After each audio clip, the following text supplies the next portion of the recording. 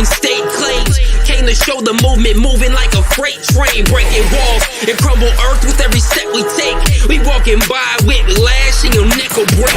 Never let it stray, so say it wrong, won't set it straight. So coming at us with an awkward demeanor is leaving your life in the dead of fate. So pedal straight, avoid these shots, we send it all costs. Truly believing that it'll be different, we watching your body get hauled off. Simple as this, we giving the vibe of the revolution that we living within. Diminish the doubt of the haters that talk on the low because of this minuscule shit. The revolution will be televised. I'm on DrivethruRPG, in case you didn't know. It's 8:30 in the morning. It's the 24th day of May. Happy 3-day Memorial Day weekend. It is 56 degrees and outside. So much for barbecuing for me. And hey, did you guys know I've got a store on DriveThru now? Yep, I've got 5 products, but 2 of them don't count. Up live on DriveThru right now. I have got my Weird West goblin-centric campaign setting that I wrote with the dungeon janitor, Aaron Cornelius, called A Fistful of Goblins. This is approved for use with pretty much any OSR, OGL, ORC type setting. It does include sort of its own quick, dirty rules, but mostly I wrote it as a setting for a Weird West Goblik-centric thing. It's on DriveThru. It's pay what you want. Why is it pay what you want? Because there is a editing mistake in it that I could not fix, as I've discussed before. There is the number 4 on every single page. It's not the page numbers, because the page numbers work fine, but there's just this random 4 on every single page, and I couldn't remove it. I think it has something to do because I converted it like 3 different formats to make it approachable for the way DriveThru will accept things, and somehow in that process, the number 4 showed up. But it's got this awesome art by Aaron Cornelius in it. Aaron and I spent about a month working on it. It's got a complete city. It's got an adventure. It's got a complete goblin-centric magic system, including cactus magic. It's got a whole section on weird science.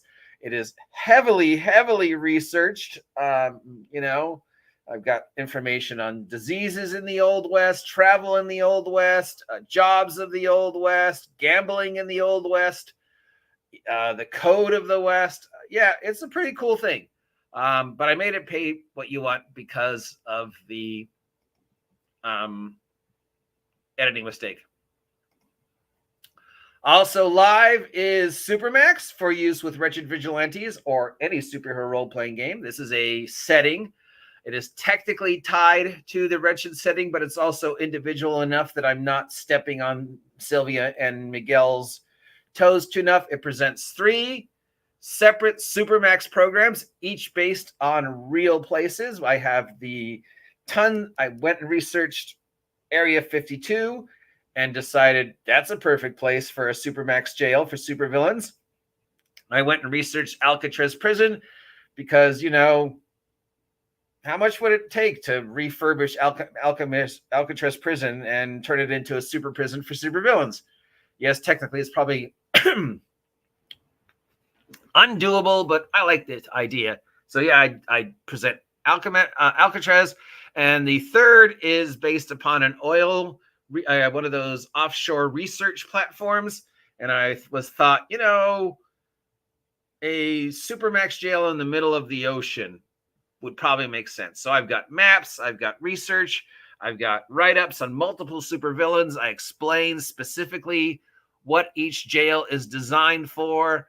Alcatraz, of course, designed towards more for your standard typical supervillains or criminals. Area 52 designed more towards hold your supernatural and extraterrestrial supervillains, or just supervillains that no place else could hold, because Area 52 is specifically designed to survive nuclear tests. Area 52 is a real place. So they have all these things there already. So it didn't take much for me to think, well, that would be a perfect place to put a supervillain. Like, there is a 1.5 mile deep shaft at Area 52 where they were testing nukes, basically they would drop a nuke down this 1.5 mile deep shaft and explode it to see what would happen. That's a great place to put, you know, a supervillain that can't be contained by anything else. So yeah, Area 52 would make a great place to put, place to put supervillains. So Supermax is available, and finally, because yes, technically it was made for Wretched Vigilantes, but it is completely unconnected with Wretched Vigilantes. And this is the beginning of the Fresno, Nevada campaign setting, where is also the campaign setting for the goblin-centric Fistful of Goblins, and Fresno, Nevada, and the Fresno, Nevada campaign setting will be the future setting for all the other superhero stuff that I write, because I want to continue to be able to make stuff that's approachable to any player, not just specifically for Wretched. And yes, I sold out. I want to be on Drive-Thru, and unfortunately, Sylvia and Miguel can't be on Drive-Thru because they've gotten themselves banned from Drive-Thru, as you are aware, and they don't want to fix that.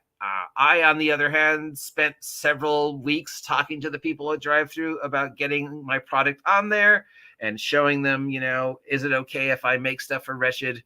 And they were finally like, yes, people can put stuff for the Wretched system on Drive-Thru, but the specific Red Room stuff are still, unfortunately, banned from Drive-Thru because of the whole thing that happened last year. And I'm not going to get into that.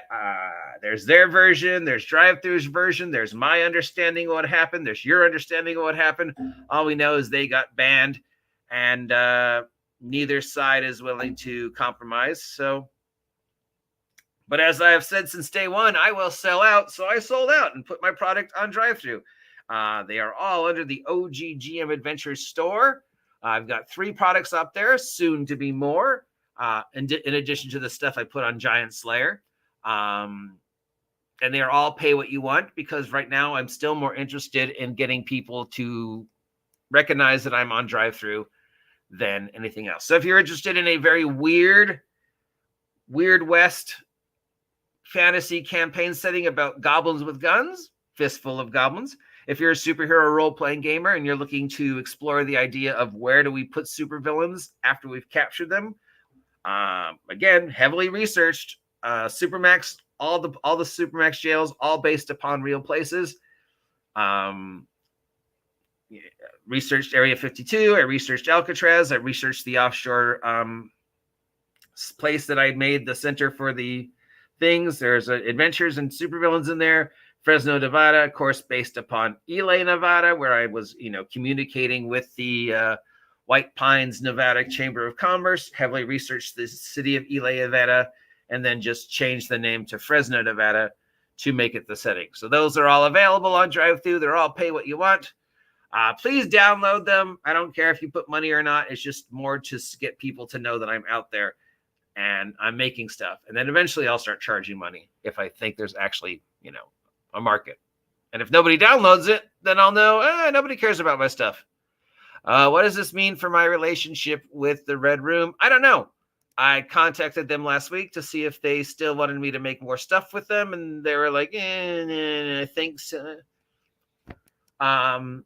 So right now, yeah, if they have a specific project they want me to work on, I'm happy to work on with them, because they did give me my break. But on the other hand, I'm also a helpless shill and capitalist, and I want to make as much money off of my own stuff as I can and be able to make my stuff more approachable, which means I have to make stuff that isn't theirs, unfortunately, because again, the Drive-Thru ban. So there you go. Check it out. My stuff's on